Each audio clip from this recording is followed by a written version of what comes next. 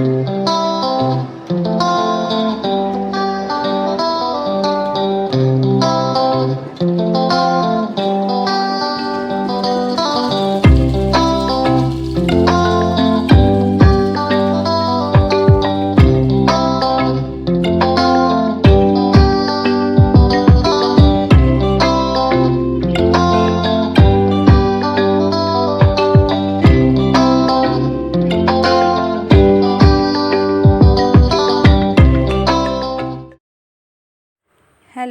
Hi welcome to my YouTube channel.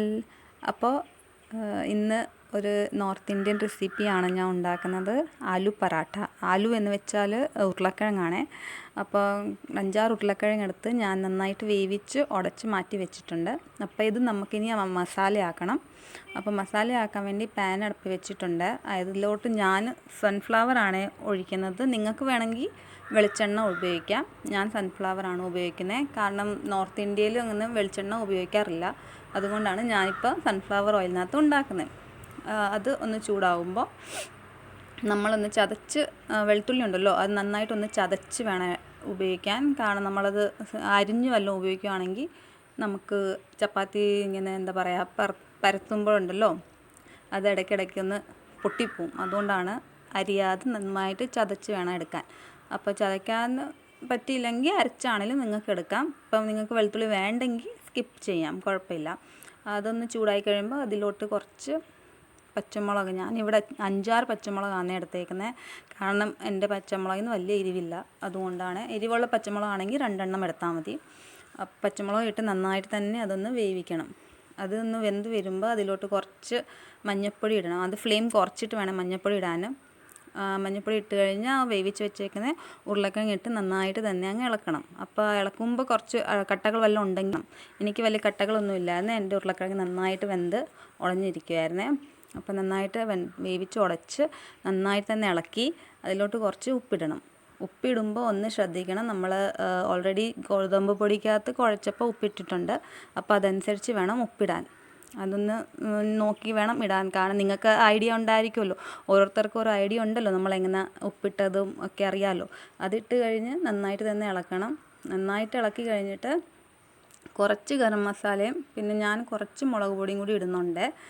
മുളക് പൊടി ഇടുന്നത് എന്തിനാണെന്ന് വെച്ചാൽ എൻ്റെ പച്ചമുളക് ഞാൻ ഇട്ടപ്പം വലിയ എരിവില്ല എന്ന് ഞാൻ പറഞ്ഞായിരുന്നല്ലോ.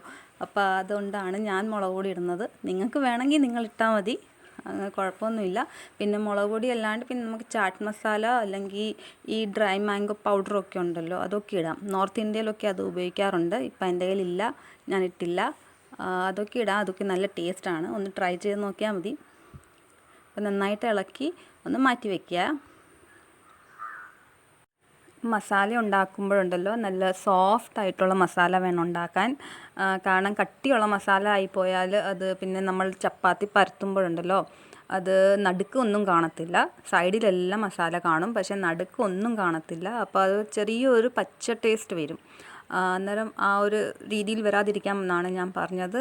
നല്ല നല്ല സോഫ്റ്റ് ആയിട്ടുള്ള മസാല വേണം ഉണ്ടാക്കാൻ. അതിന് നല്ല കട്ടയില്ലാത്ത, നല്ലപോലെ ഇളക്കി ഉടച്ച് നല്ല കട്ടയില്ലാത്ത ഒരു മസാല വേണം റെഡിയാക്കാൻ. ഉരുളക്കിഴങ്ങ് നന്നായിട്ട് തന്നെ അങ്ങ് വേവിച്ചാൽ മതി. അന്നേരം തന്നെ അത് നന്നായിട്ടൊരു ചെറിയൊരു ലൂസ് സോഫ്റ്റ് ആയിട്ടുള്ള മസാല ആയിക്കോളും. പിന്നെ ലാസ്റ്റ് നമുക്ക് മല്ലിയില ഇട്ട് റെഡിയാക്കി ഇളക്കി വെച്ചേക്കണം. ഇനിയിപ്പോൾ നമുക്ക് ചപ്പാത്തിയാണ് ഉണ്ടാക്കേണ്ടത്. അപ്പോൾ ചപ്പാത്തി ഉണ്ടാക്കുമ്പോൾ ചപ്പാത്തി കുഴയ്ക്കുമ്പോൾ ഒന്ന് ശ്രദ്ധിക്കണം. നമ്മൾ സാധാരണ ചപ്പാത്തി ഉണ്ടാക്കുന്ന പോലത്തെ മാവല്ല വേണ്ടിയത്, അതിലും സോഫ്റ്റ് ആയിട്ടുള്ള മാവാണ് വേണ്ടിയത്. എന്നാലും നമ്മൾ ഉണ്ടാക്കാൻ ഉദ്ദേശിക്കുന്ന ആലു പറാട്ട ഉണ്ടല്ലോ അത് കറക്റ്റായിട്ട് വരത്തുള്ളൂ. കാരണം ഒത്തിരി കട്ടിയുള്ള മാവാണെങ്കിൽ അത് നമുക്ക് ചെറുതായിട്ടൊരു പരത്താനും പിന്നെ മസാല ഫില്ലിങ്ങൊക്കെ വെച്ചിട്ട് ചെയ്യാൻ ഇച്ചിരി ബുദ്ധിമുട്ട് വരുവേ. അപ്പോൾ സോഫ്റ്റ് ആയിട്ടുള്ള ഗോതമ്പൊടി തന്നെ കുഴച്ച് വെക്കണം. മീൻസ് ചപ്പാത്തിയെക്കാട്ടി സോഫ്റ്റ് ആവണേ, ഒരുപാട് ഹാർഡ് ആവരുത്. എന്നിട്ട് നമുക്ക് അത് ഞാൻ ചെയ്യുന്ന പോലെ തന്നെ നല്ല പരത്തുന്ന മുമ്പ് ബോൾ എടുത്തിട്ട് അത് കൈ കൊണ്ട് തന്നെ ചെറിയൊരു നമ്മുടെ ബൗൾ ഷേപ്പിൽ ഇങ്ങനെ ഒന്ന് കൈ കൊണ്ട് തന്നെ ആക്കി അതിനകത്താണ് നമ്മൾ ഫില്ലിങ് വെക്കുന്നത്. അപ്പോൾ അതിനകത്ത് ഫില്ലിങ് വെച്ചിട്ട് നന്നായിട്ട് തന്നെ അത് സൈഡിലെല്ലാം വലിച്ച് ലോക്കാക്കണം. ഇപ്പം നമ്മൾ കട്ടിയുള്ള മാവ് ആണ് എടുക്കുന്നതെങ്കിലുണ്ടല്ലോ നമുക്ക് ഈ സൈഡിൽ നിന്ന് ഈ ലോക്ക് ചെയ്യാൻ വേണ്ടിയുണ്ടല്ലോ ആ മാവ് ഇങ്ങോട്ട് നമുക്ക് പിടുത്തം കിട്ടത്തില്ല. അപ്പോൾ അതിനാണ് പറഞ്ഞത് നല്ല സോഫ്റ്റായിട്ടുള്ള മാവ് വേണം കുഴച്ചെടുക്കാൻ. അപ്പോൾ നന്നായിട്ട് വെച്ചിട്ട് നന്നായിട്ട് ലോക്ക് ചെയ്തിട്ട് ആ ലോക്ക് ചെയ്യുന്ന ഭാഗം വേണം നമ്മുടെ പൊടിക്കകത്തോട്ട് വെച്ച് പൊടിയെല്ലാം പരട്ടി അത് നമുക്ക് പരത്താൻ വേണ്ടി പലക വെക്കുമ്പോഴും ആ ലോക്ക് ചെയ്തേക്കുന്ന ആ ഭാഗം വേണം പലകയുടെ മേളിൽ വരാനും, റോളിംഗ് പിന്നിൻ്റെ അവിടെ വരാൻ മറ്റേ ഭാഗം വേണം റോളിംഗ് പിന്നിൻ്റെ അവിടെ വരാനായിട്ട്.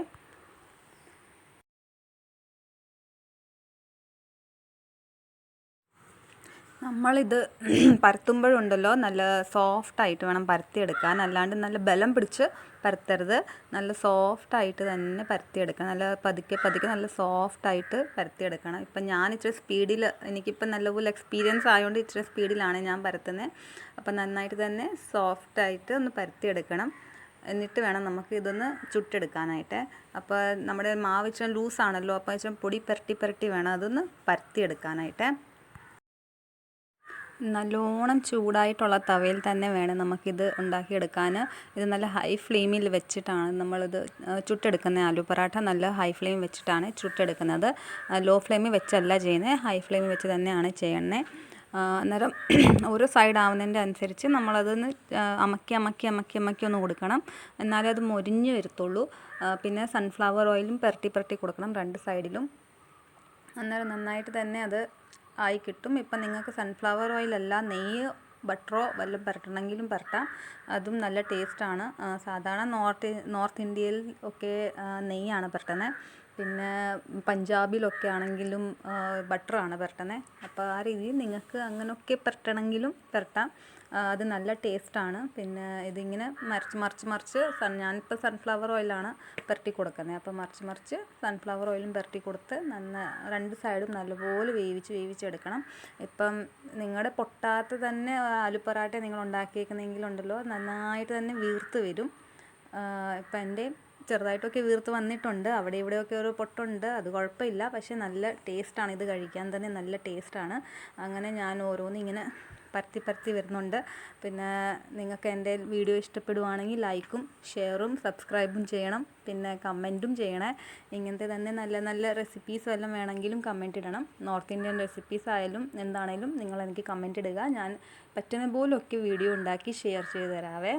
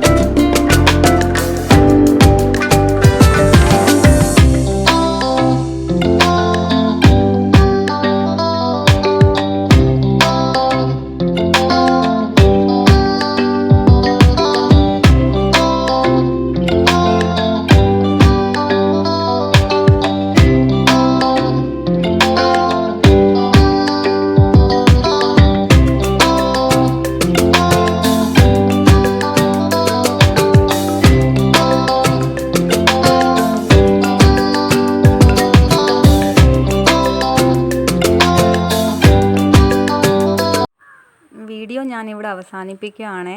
അപ്പം പുതിയ വീഡിയോയുമായിട്ട് പിന്നെ കാണാം. ലൈക്ക് ചെയ്യുക, ഷെയർ ചെയ്യുക, സബ്സ്ക്രൈബ് ചെയ്യുക, എന്തുണ്ടെങ്കിലും ഒന്ന് കമൻറ്റ് ഇടുക. എന്നിട്ട് എന്തെങ്കിലും റെസിപ്പി വേണമെങ്കിലും കമൻറ്റ് ഇടുക. അപ്പം നമുക്ക് ഇനിയും പിന്നെ വേറെ വീഡിയോ ആയിട്ട് കാണാം. ബൈ.